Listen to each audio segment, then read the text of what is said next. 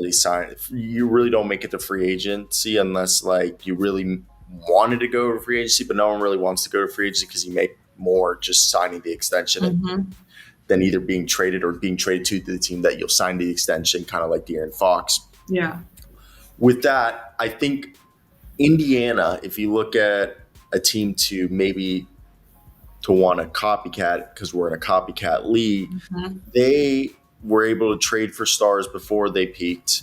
We'll say a Pascal Siakam or they Tyrese. were Tyrese, and I think Pascal was technically peaking, but like I feel like he's underrated as all hell. But holding on to Miles Turner in this case, I would be holding on to maybe a Trae Young and not making the wrong trade and having some smart low cost trades or signings and finding some value either on the margins is what would help a team like Atlanta.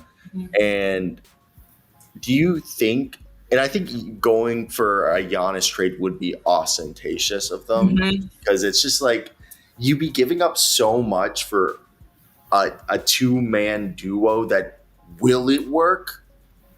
We're playing a what if game. And then the other thing too, it's like when you look at both Indiana and OKC, it's like, yeah, you have, stars in Tyrese and Shea, but it's really no longer much of a one-man operation anymore. Even like Boston last season kind of showed how much like you can't rely even really on a big three. You need the whole team to really make things work. And so I think that's the big thing with the Hawks is that, it's finding beyond just the big three, so to speak, and maybe filling out the roster with, guys who, as you said, can peak at the right time. Jalen Johnson is kind of a good example of that. And he'd be a good homegrown talent, especially because his trajectory has been pretty steady since he's gotten consistent minutes.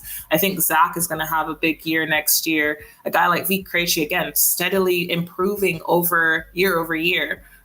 Mo Gay finally started to get some consistent minutes. And so, he might take a step forward. And then if you can add some really good veteran, Onyeka Okongwu, I can't believe I forgot him.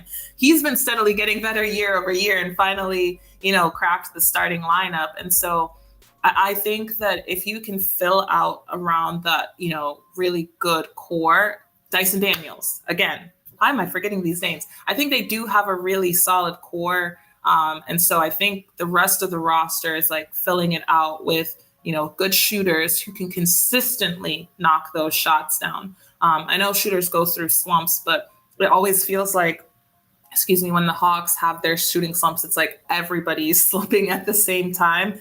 And so I think the big thing, is, finding another couple of key 3 and D guys. And that's to me where they really need to really buckle down in the draft and look at some of those options there.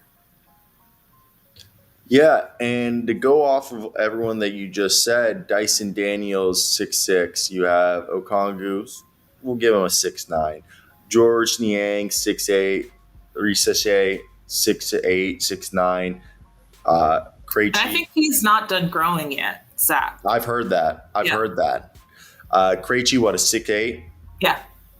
Jalen Johnson, almost 6'10". Mm-hmm. And that's what I've always said was you needed to have a bunch of big guys from a big 2 guard, a big wing. The center, you need an athletic center around Trae Young because the year that they went on that run, they had Kevin Huerter, Daniil Gallinari, Solomon Hill, Bogdan Bogdanovic, Clint Capella. Everyone was 6'6" and above on that team. That's how you make up for having, a 6 foot tall point guard. Yep. And I think especially what you're seeing with all these teams, OKC and the Thunder, you touched on it there, that there was a lot of homegrown talent. It's a team effort, and the teams are usually I think they usually have big centers, a couple of them, because that's what you need. But the rest of the roster, everyone is kind of like 6'6", 6'7", 6'8", like very interchangeable in size. So this is another reason why I thought kind of Landry Fields was axed was I think the brass, the regime seemed like maybe, hey, we're kind of in a good position to maybe take steps forward, and we need, how you said, someone with experience to know how do we take what we just said, put the chips forward in a way that like that someone's done it before. No offense to Landry, like you got the experience and maybe down the road you get a chance to do it again. But they just felt like we're in an opportunity. We can't F this up because this is another reason why I don't think you trade Trae Young. You'll never get return on your investment that is truly comparable to the value that Trae Young is, who he is statistically the best passer since Steve Nash. Yeah. I think the other thing too is just like, sadly, there just hasn't really, I don't know, there just hasn't really been much of a market for Trae. And that's not to say, I definitely think he's still one of those guys that's super underrated, especially because of what he did this past season. He's really reshaped his game.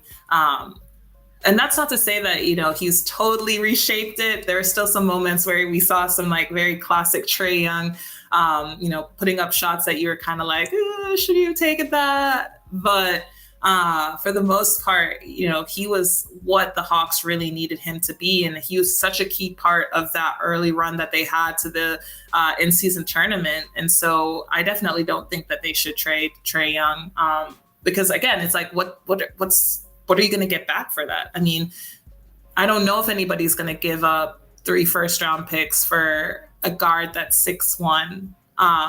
We're just not seeing that many of those nowadays. And as we said, just in that last statement alone, it's like they just want a lot of size in the league these days.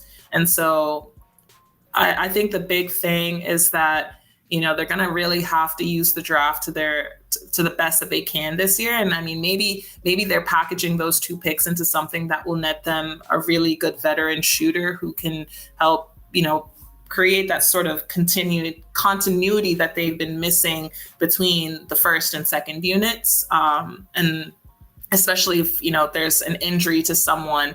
And so I do think, if they can find somebody who can give them the production that they got out of DeAndre Hunter in that early stretch of the season as well, I think that's a huge key. I think the big thing is that they just have to find somebody that, it's a little bit cheaper, which is why I think they did move on from DeAndre and kind of split that contract between Karras and George Niang. Yeah, and speaking of the cheaperness, I think Terrence Mann was a guy who played really well in the role that they had him play.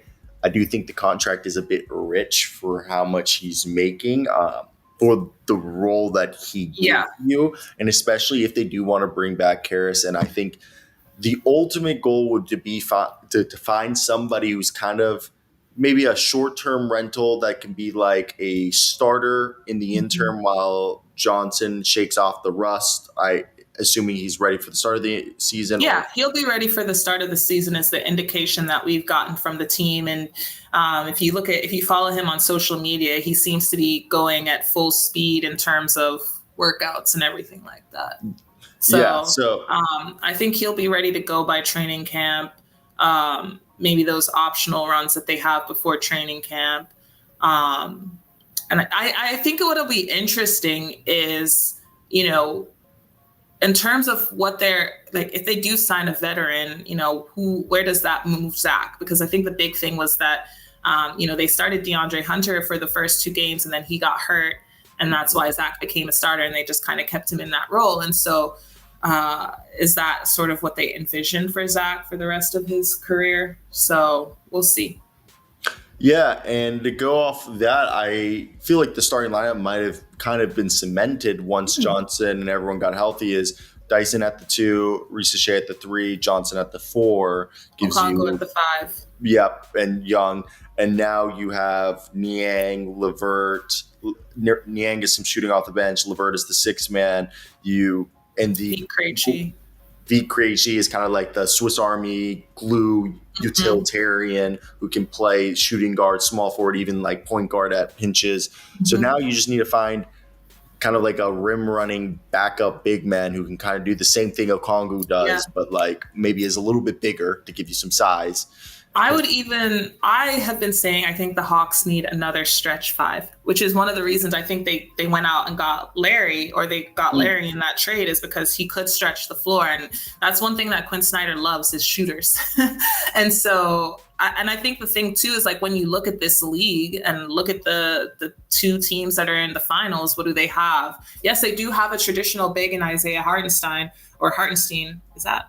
I can't remember. I've heard. Okay, so I always thought it was Hartenstein, but I met people this past month that were all saying Hartenstein, and I know because really he's German. I know because he's German. I got thrown by it. Now I'm saying Hartenstein. I used to say Hartenstein, and no one said anything. And then I started hearing people say Hartenstein. I'm gonna say Hartenstein now too because I got thrown by it. Yeah. We'll go with Hartenstein.